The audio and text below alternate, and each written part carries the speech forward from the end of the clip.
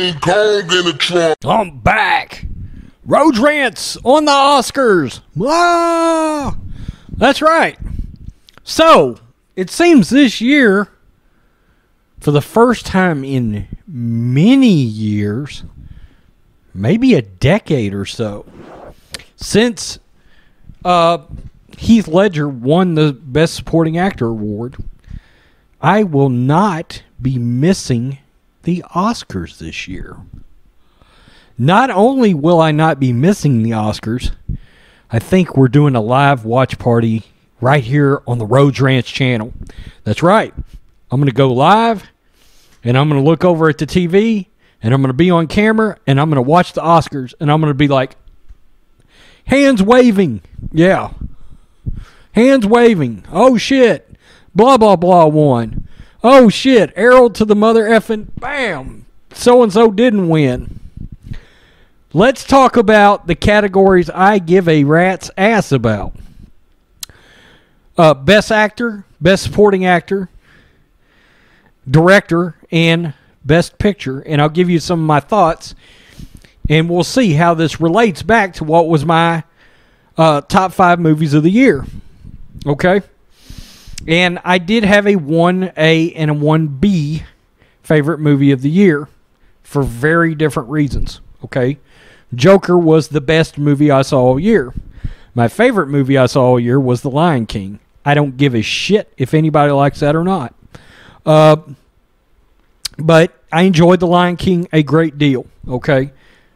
But there's no denying Joker was the best film I saw all year. Cinematically, it's just such a serious film, right? That it's almost hard to compare the two genres. That's why I had to do a 1A and 1B on the damn thing. Now, the other thing is, number 3 on my list for movie of the year was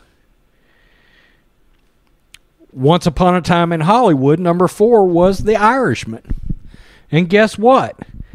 Best motion picture nominees: The Irishman, Joker, Once Upon a Time in Hollywood are all nominated.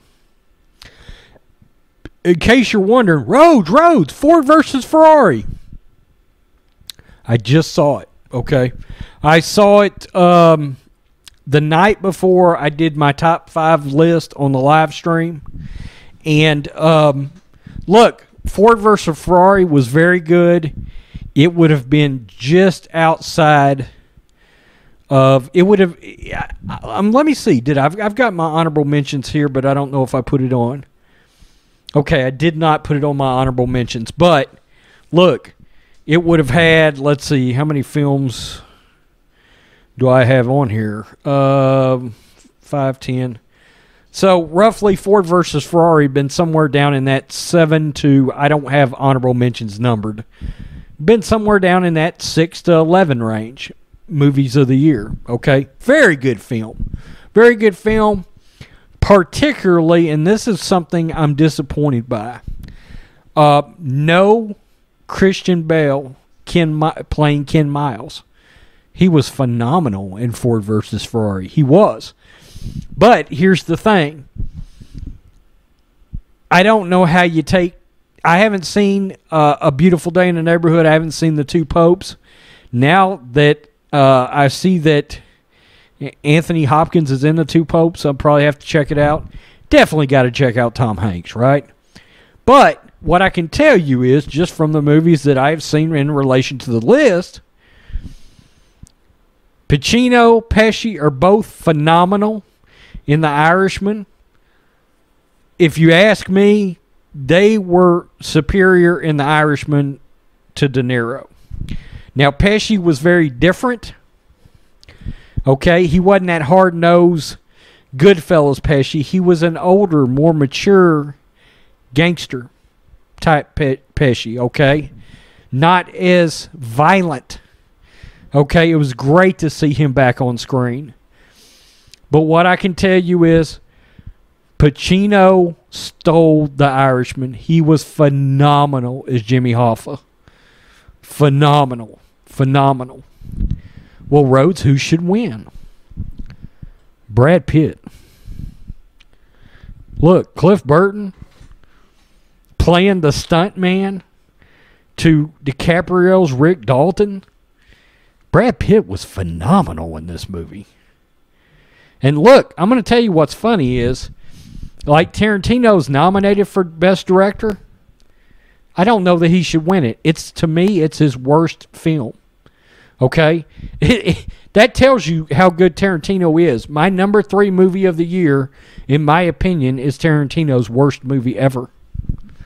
And it's still great. Okay? So very quickly, who should win? Best Picture? I have not seen 1917. I heard it is phenomenal. Some people are saying it's the best movie they've seen. The problem is it comes out this year, so I don't know how I would relate it back to movies from last year. But as of right now, Joker would win Best Picture for me. I don't even have to think about that. There was considerable space between 1A, 1B, and 3 for me. Okay? So, Best Actor, that's a slam dunk. It's Joaquin Phoenix for Joker. It's a slam dunk. I don't even have to think about it. Okay, it's in the top maybe 10 cinematic acting performances I've ever seen in my life.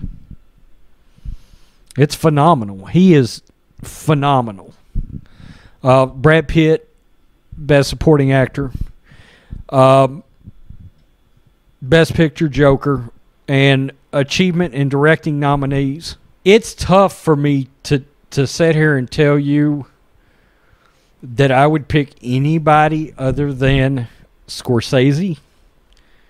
Because The Irishman is a great film, okay? And it's a return to form for Scorsese, getting the trio, getting particularly Pesci and De Niro back together on screen. But look, Joker is among the best films I've ever seen in my entire life. Okay?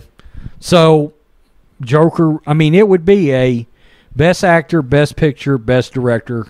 They would sweep those 3. That's my thoughts about the Oscars, the parts of the Oscars I care about. On a side note, The Rise of Skywalker and Endgame were both nominated for visual something, I think, or special effects or something. Maybe even The Lion King in there. But I know among the 3, I was like, I'll pick The Lion King out of those 3. Okay. And look, I liked Endgame. Endgame was my 5th best movie of the year. Oh, no, I can tell you what number 2 was on my list. Hold on. John Wick 3. I know, a very different movie. It's an action film, not a serious. But look, I love that John Wick shit. I do, and I had a blast. So, tell me what you think. Rhodes Squadron. Oh, by the way, social justice warriors are in a complete uproar over the Oscars. Too bad. Bunch of nutcases on Twitter. Peace. I'm out. Till next time.